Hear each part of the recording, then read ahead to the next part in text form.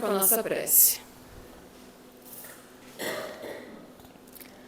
Então vamos agradecer a Deus a oportunidade que nós temos de mais um dia estar aqui, nessa casa, que nos acolhe, pelos bons espíritos que nos auxiliam, que nos amparam. Vamos agradecendo tantas oportunidades que nós temos de aprender, de crescer, de evoluir.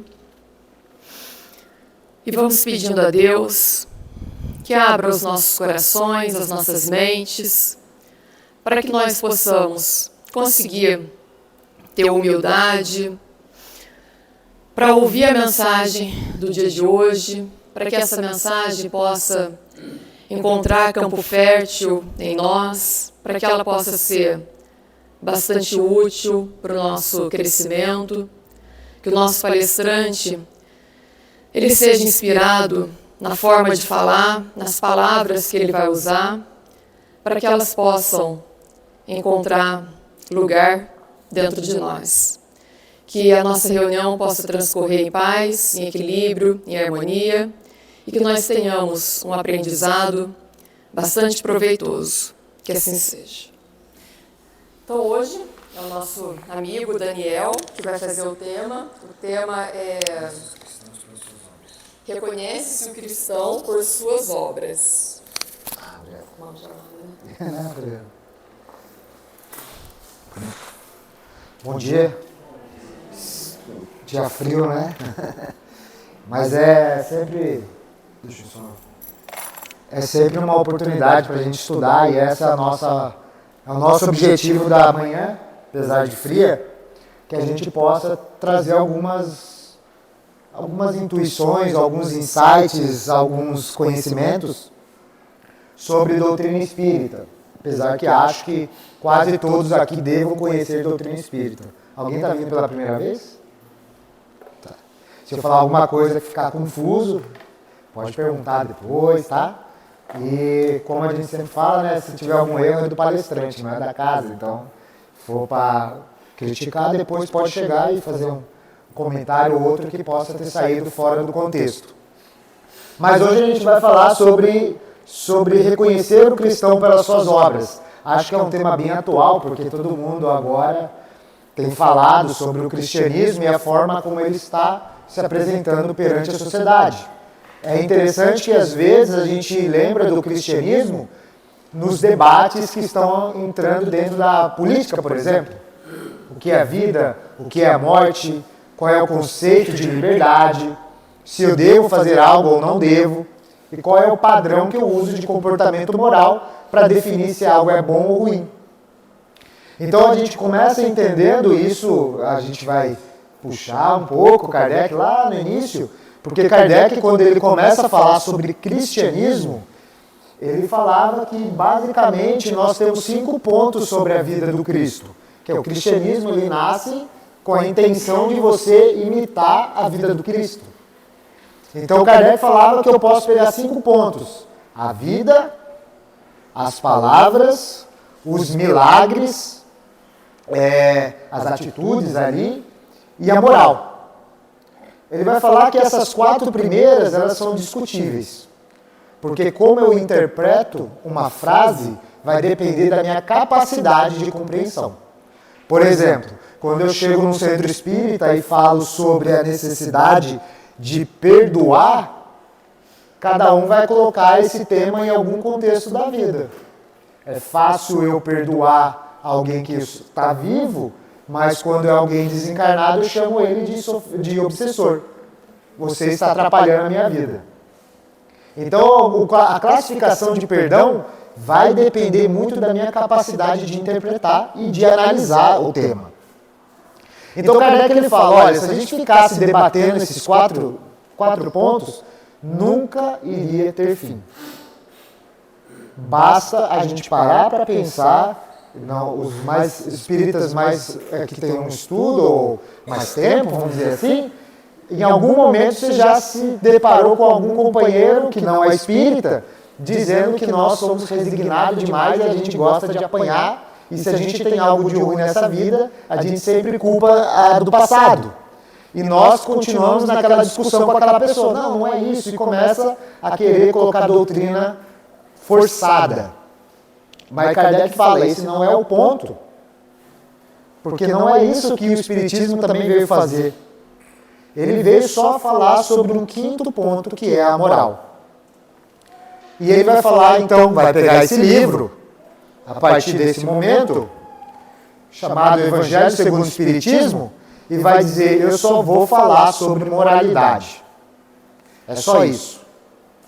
Aí alguns companheiros de academia podem dizer assim, mas moral depende do momento e da região que você mora. Um selvagem, por exemplo, ele pode achar que é bom matar, por sobrevivência.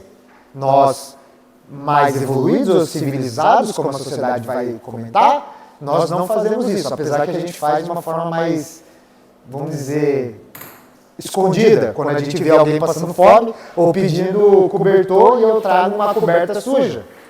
Não deixa de ser violência. Mas, quando a gente olha essa situação, a gente vai, os acadêmicos, desculpa, eles podem falar, olha, a moral vai depender da região ou do local. Mas Kardec também ele era muito sábio, então ele falava, não é isso que eu vou discutir.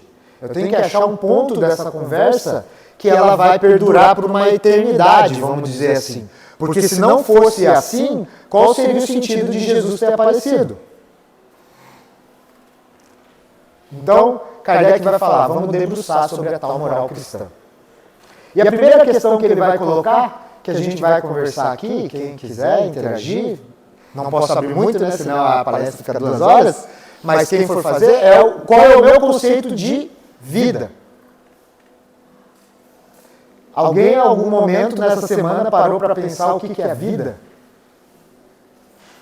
Alguém pode levantar? Quem fez essa reflexão? Você fez?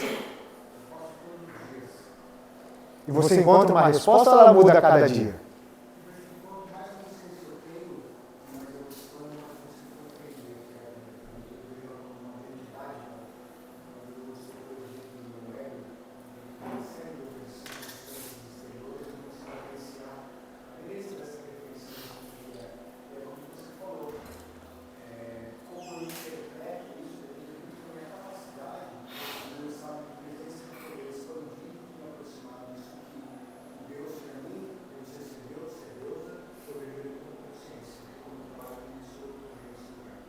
Muito legal.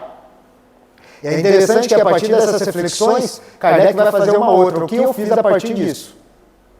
Por exemplo, se eu defino que a vida é algo belo, uma dádiva, que eu possa contribuir, que o mundo é um lugar de aprendizado, a pergunta que Kardec vai nos fazer é, tudo bem, você sabe isso, e agora, você está ajudando alguém? Essa é a definição de moral para Kardec. Porque quando Kardec ele descobre essa história toda sobre moralidade espiritual, ele se depara com uma pergunta dos espíritos que é o que eu não faço, que sei que eu tenho que fazer, mas eu deixo de lado. Qual é o motivo de eu fazer isso? Aí ele vai perguntar para os espíritos. O que você fez da vida? Eles vão falar, perdi mais tempo tentando conquistar algo material, no final não conquistei e desencarnei.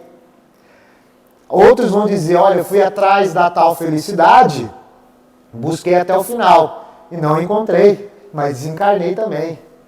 Outros, conquistei tudo que eu achava que eu tinha que conquistar. Quando eu passei para o outro lado não valeu de nada. Porque no final, a vida é muito mais com a nossa capacidade de definir prioridades. Existe uma teoria chamada teoria de disposição de prioridades. O que ela fala? Que eu, quando adentro em qualquer local, eu entrei aqui no Centro Divino Mestre, eu começo a definir prioridades. Primeiro eu vou sentar no banco confortável, vou encontrar o lugar que eu gosto, vou ver se não tem nenhum problema que possa acontecer nesse momento, e eu vou desviando de tudo isso para chegar onde eu quero. Qual é o problema disso? Que a gente esquece do que é a vida. Eu escolho aquilo que é mais confortável. Eu defino que a vida tem que ser algo que eu tenha vantagem, que eu consiga me sentir tranquilo. E quando nos deparamos com a vida do Cristo, é uma vida totalmente de luta. Platão dizia que uma vida virtuosa depende muito do seu sacrifício. Porque sacrifício é hábito todo dia. É tentativa diária de ser uma pessoa melhor. Independente do que aconteça ao seu redor, você tem que ser bom. Isso é doloroso. Por isso nós olhamos para a vida do Cristo, segundo o próprio Espiritismo vai nos dizer, e temos medo de seguir porque ninguém quer apanhar, ser traído e no final receber uma lança no corpo. Mas a questão é, será que eu não sou aquele que coloca a lança, que trai os outros e faz algo de ruim? É isso que Kardec fala. É isso que é a reflexão mais profunda da obra do Espiritismo. Não quer dizer que eu tenho que ser uma pessoa super boa. Quer dizer que eu tenho que me encontrar nessa jornada. Eu defini prioridades. Aí vem o Espiritismo. A minha prioridade é chegar do outro lado, por exemplo, e dizer, olha, cumpri aquilo que achava que conseguiria. Deixei isso de lado porque não fui capaz, mas eu sabia que eu tinha que fazer, mas não fui. Ok, a batalha foi tentada. O bom combate, segundo Paulo. Só que uma vez que eu esqueço e coloco de lado, sofrimento natural. Aí numa outra existência, acontece algo, eu digo, por que Deus fez isso comigo? Vocês entendem que não é uma questão mais, a moral, segundo os Espíritos, não é mais uma questão de estou indo no centro espírita, estou fazendo meu passe, estou chegando em casa. Não é mais sobre isso. É sobre a sua capacidade de agir no bem, entender o bem e continuar fazendo independente do que está acontecendo no mundo. Essa frase não foi dita por mim, mas foi dita pelo próprio Espírito Simeão, quando escreve o livro aqui nessa nossa obra, chamada Pelas Suas Obras é que se reconhece o cristão. Ele vai dizer assim, é natural que você, no mundo que nós vivemos, isso em 1863, é natural que nesse mundo você fique com o coração mais duro por causa do mundo. Aí ele vai dizer, que bondade é essa que não consegue resistir ao mundo? Que vontade é essa que os outros definem para você o que tem que ser da vida? Se você acredita nisso, lute por isso. Faça isso. Porque o que vão perceber no final, reconhecendo que suas obras foram feitas através de muito esforço, mas era uma tentativa de fazer algo melhor no mundo. Então eu começo a convidar vocês, já que não muitos aqui, como eu, não fiz também, refletir sobre o que é vida e quais são as minhas prioridades. O que eu quero encontrar no amanhã, o que eu quero encontrar na outra semana, e o que eu espero que eu seja daqui 20 anos, ou depois quando eu desencarnar.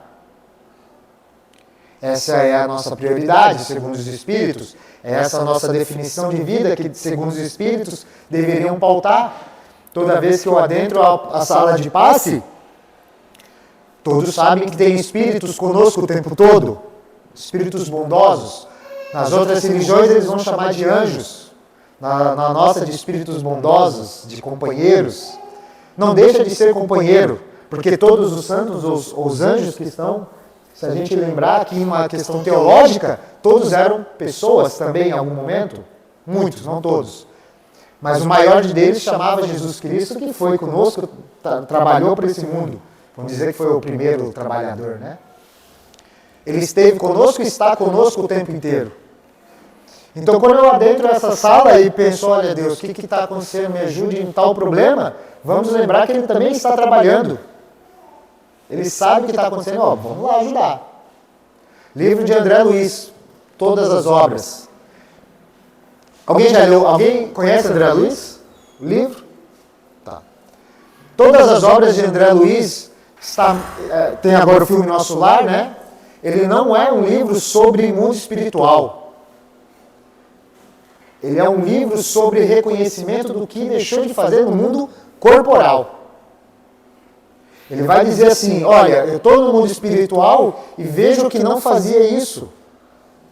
Eu estou no mundo espiritual e eu vejo que a briga que começou num almoço familiar se estendeu por existências. Aí a gente fala, ué, mas todos os dias, ou quase todos os dias, eu brigo com alguém. É isso. Prioridades. Qual é a minha prioridade? Eu vou tentar resolver. Quando a gente vai falar isso, então, sobre o cristianismo, a gente começou essa conversa, que muitos estão levantando nos púlpitos, dizendo, o cristianismo é isso, o cristianismo é aquilo. Não, isso não é o cristianismo, segundo Kardec e os espíritos. O cristianismo é a tua capacidade de fazer o bem em todo momento, ou em um momento da sua vida, isso é cristianismo. É quando você levanta pela manhã, com sono, com frio, passa na rua, entende o convite que foi feito aqui pelo Projeto Bem Me Quer. Para quem não conhece o Projeto Bem Me Quer, a Rosema conhece melhor do que eu. É sobre mulheres grávidas que não têm condição, às vezes, de cuidar dos filhos. E quando bate a porta essa oportunidade, nós falamos, mas eu não tenho. Entende o conceito de vida? Ela não falou para se virar para arranjar. Ela só perguntou, quem tiver, ajude. Mas eu não tenho, mas seu vizinho pode ter, o seu outro vizinho pode ter, um grupo de WhatsApp pode ter. É sobre isso. Prioridades. Encontrar saídas.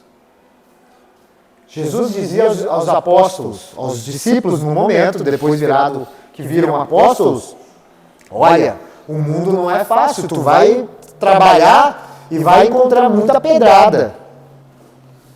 E eles não acreditavam nisso. Por quê? Basta você ver as reações. Pedro, o primeiro momento que vê o guarda chegando para prender Jesus, saca a espada e corta a orelha do soldado. Pedro, que estava ao lado. Segundo aí a literatura espírita, Tiago, gostava mais do judaísmo do que do tal cristianismo nascente. Então ele cultuava o judaísmo. Ele não saía do judaísmo. E isso é natural até hoje, viu? Se a gente for pensar às vezes, muitos dos nossos pensamentos são ideias lá atrás, punição. Deus pune. Apesar de todo momento na palestra do Divino Mestre, a gente fala que Deus não pune, mas a gente acha que Deus pune. Basta tu tropeçar na rua ali, ou acontecer alguma coisa e você fala, certeza que é o olho gordo, alguém está me desejando mal. Olha a nossa retomada de pensamento. Então Kardec ele vai dizer assim, Jesus vai dizer aos discípulos, vá lutar pelo mundo melhor. Não espere que as pessoas vão aceitar. Sacrifício de Platão. Mate todo dia um vício que você tem, que é não acreditar naquilo que você não enxerga. Porque você faz isso diariamente. Mas quando falo de religião, você fé é uma coisa que eu não acredito. Mas toda vez que eu já falei isso várias vezes, para quem já me conhece, todos aqui esperam chegar às 8h30 que tem um palestrante para falar. Mas se o palestrante não aparece, e aí? Mas acreditam, o centro não vai errar. Isso não é fé? Isso não é acreditar em algo que eu não enxergo? Isso não é querer, eu vou sair de casa, nesse frio, tá ruim, mas lá vou tentar encontrar alguma coisa de bom? Não é fé? Não é o que a gente faz todos os dias, ou quando a gente vai dormir, a gente fala, tomara que amanhã seja um dia melhor, mas tu não sabe o que vai acontecer no outro dia. Aí as pessoas reclamam que não tem fé. Eu falo, todo dia você tem fé, só não chama de fé. Mas, voltando ao assunto, então Jesus ele fala aos discípulos, vai encontrar o caminho, e depois você retoma e vem me falar o que vocês viram. Aí onde eles escreveram? Uma coisa chamada Bíblia. Aí a gente começa a abrir a Bíblia. E você começa a ler. Olha, Pedro tomou pedrada. João apanhou, cortaram a cabeça, né? Paulo apanhava, foi traído e apanhou também dos próprios amigos. Maria Madalena, coitada, nem apareceu lá. Apesar de ter trabalhado que nem os discípulos, nem no livro está escrito. Aí a gente se pergunta, era importante isso para eles? Não. A obra é mais importante. E possivelmente, se ela materializasse aqui, né? Um dia vai acontecer isso. Eu falo em palestra, um dia materializa, eu quero ver se a gente vai ficar aqui ou se vai correr, né? Mas, possivelmente ela vai nos dizer, se ela estivesse aqui, ela ia dizer, olha, não era esse o meu objetivo era que as pessoas melhorassem. Reconhece-se o cristão pelas suas obras, e não porque ele saiu escrevendo. Possivelmente, quando a gente vai ao enterro de um ente querido, a gente lembra das histórias que ele deixou de lição. Reconhece-se o cristão pelas suas obras. O que a gente precisa compreender dentro disso tudo é que a capacidade de fazer o bem tem muito da nossa capacidade de decidir o que é prioridade. Eu falar, eu vou até o final. Mesmo que seja eu erro 20 mil vezes e acerte uma, tá bom, eu vou até o final. Porque no final de vida, se eu viver 100 anos, eu acertei 100 vezes, tá ótimo. E se eu acertar 100 vezes, possivelmente 3 pessoas que estavam comigo vão acertar também 100. Ou seja, já está muito melhor do que não acertar nada. Ou de não tentar. É isso então que Kardec, na verdade, o Espírito Simeão escreve nessa parte. Isso vai estar no capítulo 16, no capítulo Muitos os Chamados e Poucos os Escolhidos, e vai estar em Pelas Suas Obras é que se reconhece o cristão. E alguém sabe quem era Simeão? Alguém lembra de Simeão? Eu vou dizer quem era Simeão. Segundo a história aqui. Então a história escrita aqui, desculpa. A história bíblica. Simeão dizia o seguinte: no final da minha vida eu quero ver a esperança. Qual é a definição de Simeão na Bíblia? Homem justo e bom. E ele queria ver a esperança no final da vida dele. Até o final da vida dele, desculpa. E o que acontece? Nos últimos momentos da vida de Simeão, ele vai à sinagoga, como fazia todas as vezes, como a gente está aqui hoje. Não é uma sinagoga, mas é um centro.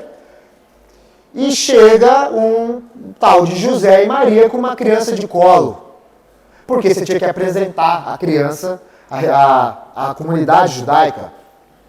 E essa criança se chamava Jesus. Nesse dia, então, Simeão olha aquela situação, vê essa criança, assim como ele deve ter visto várias crianças entrarem na comunidade, ele olha aquela criança e entende que tá aí a esperança que eu falava. O mundo agora vai ser um lugar melhor. Uma criança, então ela não falou. Aí quando Simeão olha, agora o mundo vai melhorar. E ele desencarna. Essa é a história bíblica. O que a gente aprende disso? Que todos os dias temos a oportunidade de ver a esperança aparecer na nossa porta. Ela não fala, ela não grita, ela não é madura, ela é inocente, mas ela aparece. E a partir do momento que eu olho e percebo e entendo, eu tenho que dizer, agora chegou o momento. Entendi. Prioridade. O que eu faço a partir de então? Aí eu te convido a uma reflexão.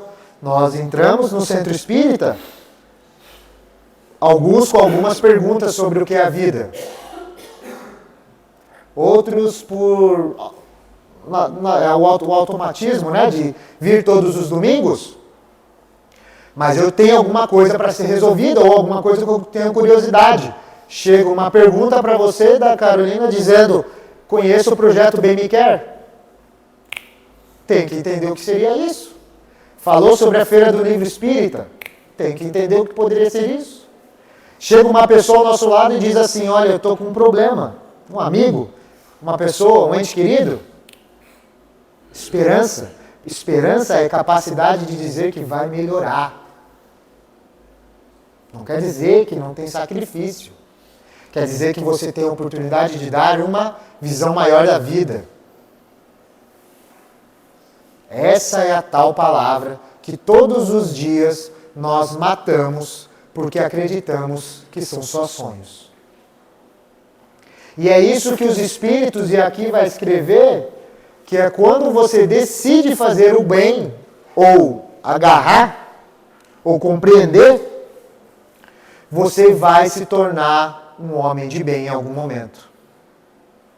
É isso que eu preciso aprender. É um pouco filosófico, mas são coisas que a vida conta. Já contei algumas e vou repetir porque alguns não devem ter ouvido. Falo sobre Feira do Livro Espírita, 2022. Estamos na Feira do Livro. Passa um rapaz entra na tenda. É uma tenda ali no Aquários. Entra um rapaz chorando, já, e pega um dos atendentes voluntários e faz uma pergunta a ele. Ele falou, preciso de uma resposta. O rapaz ouve ali a pergunta. Ele falou assim, o filho tinha acabado de desencarnar há 2 anos, 5 anos de idade. Falaram que o meu filho pode estar no umbral. Porque ele não fez nem coisa boa nem coisa ruim. O atendente ouve aquilo ali e começa a dar uma explicação doutrinária. E a gente percebe que às vezes a gente erra nisso. Lembra dos 4 pontos de Kardec? Alguns são discutíveis. Dizer que tal não está. Não, doutrinariamente no livro tal vai dizer isso. Ele não perguntou isso. Não é essa a pergunta no final. A pergunta que ele queria fazer, o que é a vida? Porque meu filho foi embora com 5 anos e eu sou pai. Ele pode estar sofrendo? Essa é a pergunta no final dele. Aí o rapaz atende e eu passando do lado, mexendo no computador, não estava num momento muito bom, eu estava meio bravo, porque o sistema estava caindo, e eu estava tentando ajustar o sistema, aquela coisa toda, e eu começo a ouvir essa história e me incomoda, e eu saio de lá, vou conversar com o rapaz, e falo para ele o seguinte, olha, vamos conversar, preciso entender. E ele começa a contar a mesma história. Eu falo, olha, a vida não pode ser um acaso, uma fatalidade. Tem que ter algo, né, dentro dessa jornada que a gente não está vendo. Aí o rapaz me fala o seguinte, agora você me fez pensar numa coisa. Todos os dias nessa semana, todas as semanas, neste dia, eu paro o meu carro naquele lado da praça. Porque é mais fácil. Só que hoje, não sei porquê, resolvi parar do outro lado.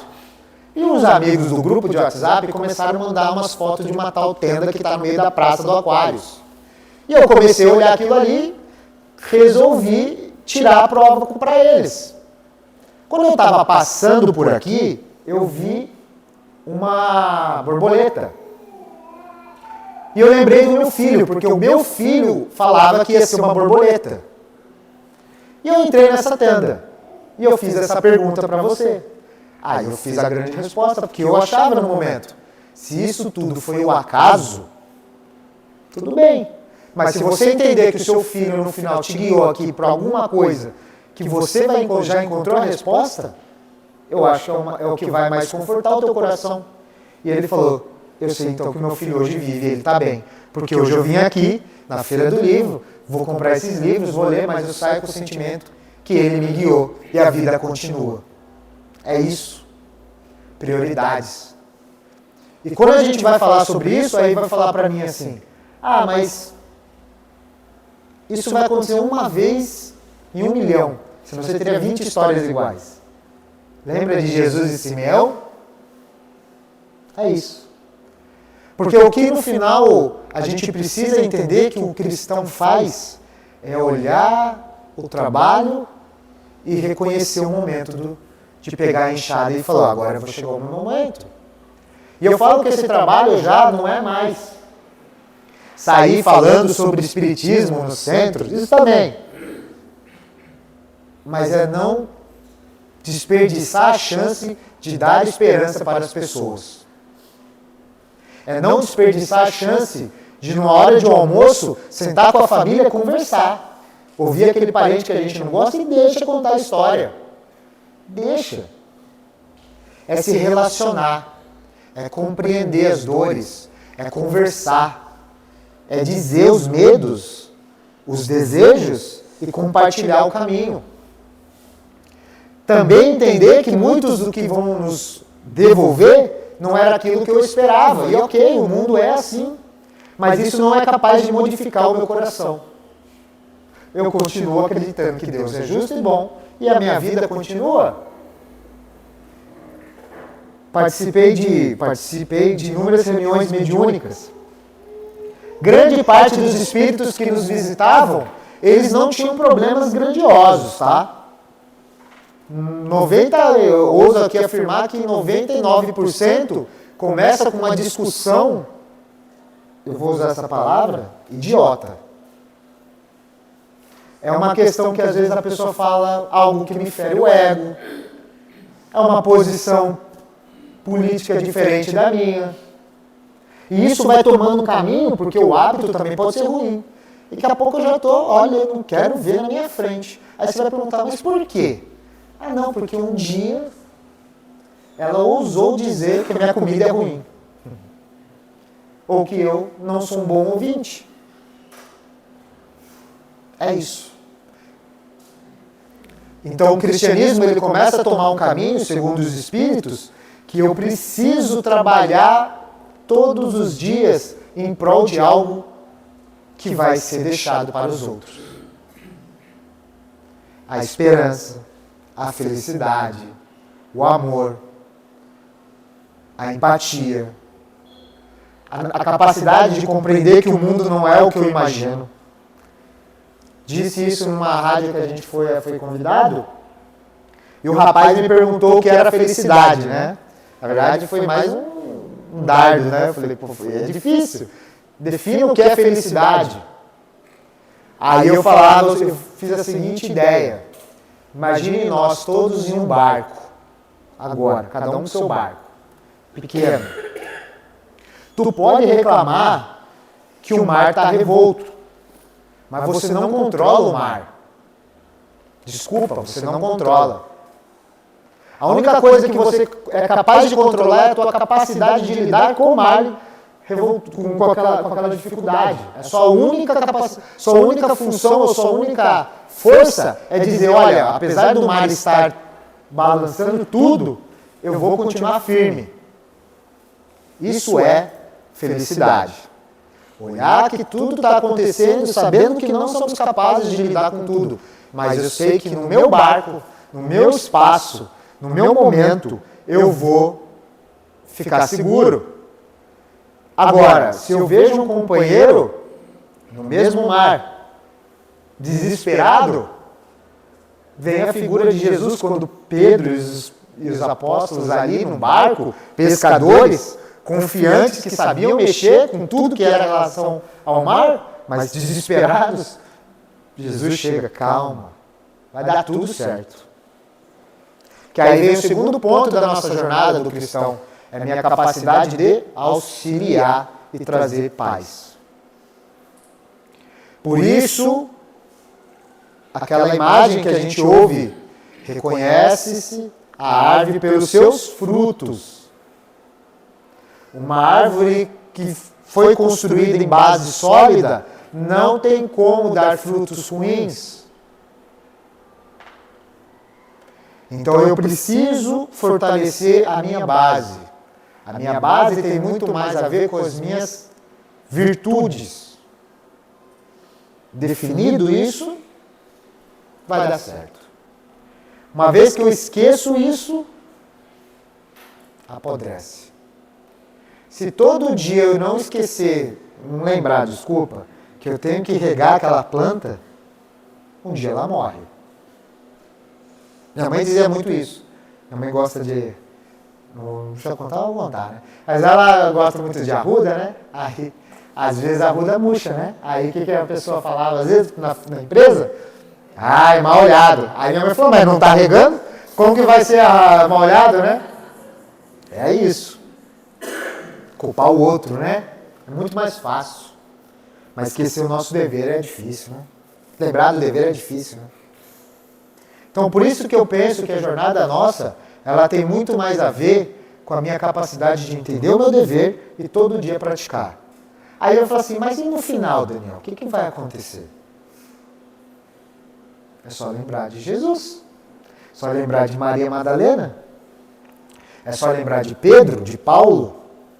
É só lembrar dos seus avós, bisavós. É só lembrar do seu pai, da sua mãe, da sua tia, do seu primo. É só lembrar disso. Porque no final, todos nós aqui saímos de algum lugar. Nós saímos de uma história de alguém, de muito sofrimento. Alguns podem ter mais vida tranquila, mas tinha sofrimento antes dele. E ele continuou trabalhando. Aí você está aqui hoje no centro espírita, você não é um ente separado, alguém construiu isso. É uma obra. O que eu converso às vezes nos centros, e converso e falo muitas vezes, é que a gente esqueceu de perguntar das dores dos outros. A gente esquece. É fácil olhar na televisão, mas chegar em casa e perguntar para uma avó, para um avô, um bisavô, e fazer essa pergunta, o que era a vida para você? Aí fala, tinha nada. Tinha só um leite na geladeira. Aí você olha para a tua geladeira, hoje você tem uma caixa. A obra chegou até você. Mesmo aquelas pessoas que eu tenho dificuldade, se você perguntar para ela, ela vai falar assim, ó, se não fosse essa pessoa, nada disso teria acontecido. Se não fossem os primeiros trabalhadores do Divino Mestre, fundador, Balbino e tudo mais, isso aqui não existiria. E muito sofrimento. Muita dor. Pra vocês terem uma noção, grande parte dos espíritas, no início da jornada, recebiam dentro do seu centro pedras. Então você estava dando palestra, era pedrada que vinha porque achava que era coisa do outro lado, né? Mas tem um momento aqui, nessa praça aqui, não sei se é essa praça, posso afirmar isso não, que vem um rapaz chamado Francisco Veloso. Francisco Veloso, ele sai e vem trazer sua esposa que tinha tuberculose. Ele vem tratar ela aqui no Vicentina Aranha. Espírita, convicto, amigo de Caibar Schutel. Caibar Schutel é um dos grandes espíritas do Brasil. Vem para São José, funda boa parte de alguns centros aqui e faz o primeiro Natal em praça pública. Ele, mais, se eu não me engano a história, são 10 espíritas, de segundo o jornal, entregam mais de 300 alimentos para as famílias. Na praça pública. Aí eles falam, fizemos o primeiro Natal para as pessoas carentes. Aí alguns companheiros vão dizer assim, qual é a obra disso no final? Aqui no Centro Espírita Divino Mestre existe uma obra social chamada Célio Lemos. Aqui nesse mesmo centro tem o projeto Bem Me Quer. Em outros centros tem outras obras sociais. Mas não começou da cabeça do nada, né? Uma inspiração divina. É o trabalho que a pessoa olha, vou replicar. E hoje atende inúmeras famílias. Isso é obra. Isso é cristianismo. Isto é capacidade de ver a vida. É por isso que a gente traz essa conversa na manhã de hoje, não só um pouco doutrinária, às vezes até peço desculpa, porque às vezes eu poderia aqui trazer toda a bagagem doutrinária que a gente vai acumulando, né, de livros, de estudos, mas no momento atual que eu vivo, há 3, 4 anos aí, eu entendo que o Espiritismo não é mais para ser colocado só em livros e a gente sentado aqui, ok, eu sei que a pergunta número 1 é que é Deus. Eu sei que eu já li mais de 200 livros e sei tudo. Se isso é espiritismo, desculpa, isso se acaba. Porque isso fica numa estante chamada biblioteca. O que não vai acabar o espiritismo agora é quando eu assumir e entender que eu posso ajudar os outros sem ter cargo nenhum. Sem ser voluntário. Eu faço isso naturalmente. Eu olho uma pessoa e falo, vou ajudar. Vou fazer. E vai mudando. Daqui uns 20, 30 anos, vai chegar um companheiro aqui, vai sentar nessa cadeira e vai dizer assim, olha, um dia eu estava aqui na rua, meu pai me contava essa história, que eu estava na rua, e um rapaz, um centro espírita Divino Mestre, uma mulher, deu a ele um dinheiro. E esse dinheiro ele fez isso e daqui a pouco hoje eu estou aqui sentado nesse banco. Isso é a obra do cristianismo. Eu não preciso ver. Eu sei que vai acontecer. Eu sei que em algum momento isso vai dar resultado. Eu tenho certeza. Todos os companheiros que estão aqui, vocês influenciam muito a vida das pessoas que estão ao seu redor. Muito. Mesmo quando a gente se sente só, você está influenciando. Você é muito importante para alguém. Sempre vai ser. O que você precisa entender é que se você cai, elas vão cair junto. Mas eu tenho que ser forte? Não. Eu tenho que lembrar disso só. Eu tenho que buscar ajuda sabendo que eu sou importante. Eu tenho que procurar os psicólogos porque eu sou importante para alguém. Eu nunca estou só. Porque, é como eu falei para vocês, todos os dias nós acreditamos em coisas que não vemos. Ora, tem pessoa que está assim, te olhando e você não percebe. Que deseja o seu bem, que quer o seu bem, que luta por você sem você enxergar. É tão interessante isso. Tá bem, filho? Meu filho. É tão interessante isso que André Luiz, aqui eu vou dizer em Obra Nosso Lar, todos lembram. Quem ajudou André Luiz? Uma senhorinha que estava rezando e agradecendo por ele ter ajudado. Né? Ô médico bom. E ele lá sofrendo, achando, né? Vocês entendem o que é a vida? Prioridade. A prioridade daquela senhorinha, vamos lembrar? Poderia ter falado, ele era bom. Ela não, ela fez uma prece. A prioridade daquele minuto dela era agradecer aquele médico. Ela poderia naquele momento pegar e falar assim, que legal, vamos viver a vida. Mas ela fez uma prece. Aí eu falo, quem era a prece para André Luiz? Era Jesus para Simeão. Uma oportunidade. É disso que o Espiritismo fala. É disso que todo domingo a gente deveria estar aqui pensando. Sair com reflexões profundas. Chegar em casa, entender o quanto eu sou importante para as pessoas e batalhar todos os dias.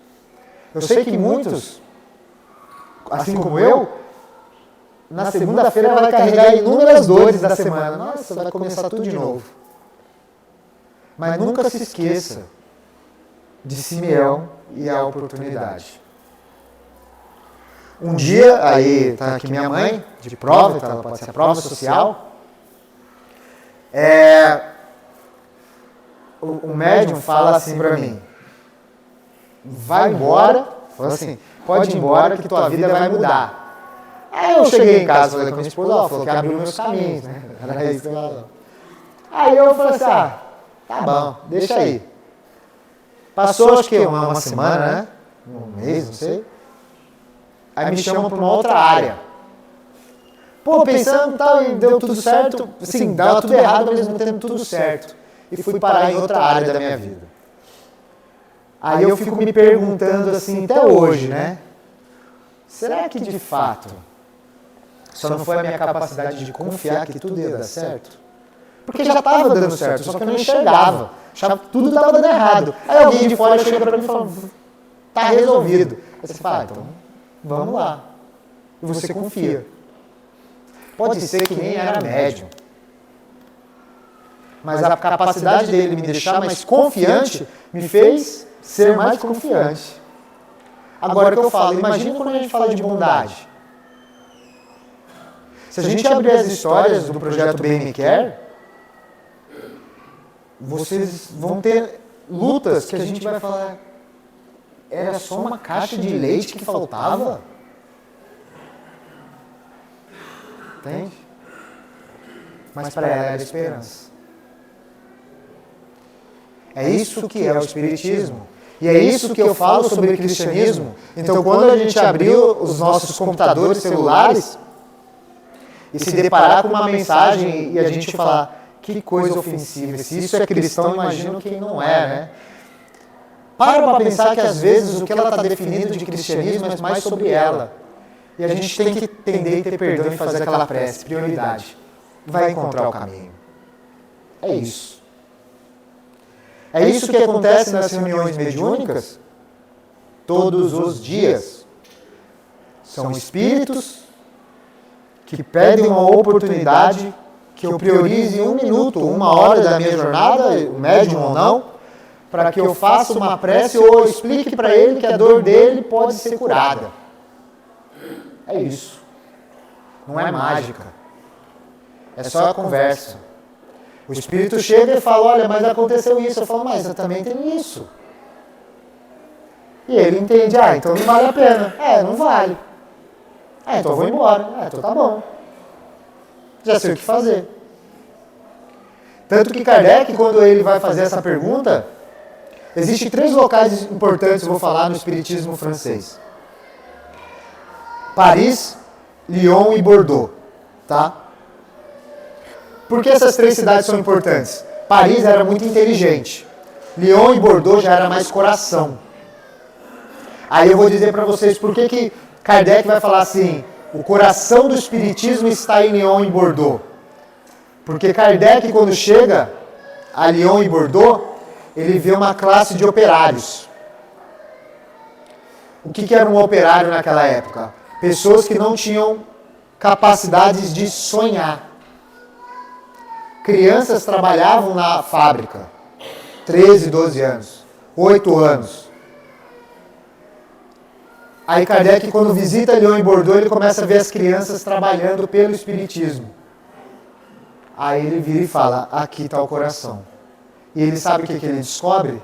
Que o espiritismo, a única coisa que fez de diferente lá, foi dar esperança de vida para aquelas pessoas. Era isso que era o espiritismo para ele. Aí Kardec faz uma pergunta assim, não é uma pergunta, ele faz uma afirmação. Quando ele chega em Bordeaux, ele pergunta uma criança e fala assim, como que é as coisas? Quando é o aniversário do meu avô, que já faleceu, a gente comemora, chama ele e fala, estamos fazendo seu aniversário aqui, vem com a gente. Porque a relação não rompeu. Entendeu a vida? Entendeu a importância? É isso. O cristianismo, ele não é, segundo ele vai te devolver, ele não vai te dar milagres. O que ele vai te dizer é o seguinte, no final, tudo que você fez de bom vai valer a pena, mesmo que você não enxergue. Mas também, se você é capaz de enxergar, nunca esqueça de agradecer todos os dias. Então, para o nosso final, lembre-se disso. Cada um daqui, com seus sonhos, conceitos, medos, preconceitos também, tem uma importância para o mundo que eu não posso esquecer. Não posso deixar de lado. Não sou eu quem digo isso. É Jesus quando vai dizer, faça como eu fiz, amai-vos uns aos outros, como eu vos amei. Fazendo a vontade do Pai, com certeza você vai entender a sua obra e você será reconhecido como um verdadeiro cristão. Essa é a mensagem de Kardec. Obrigado.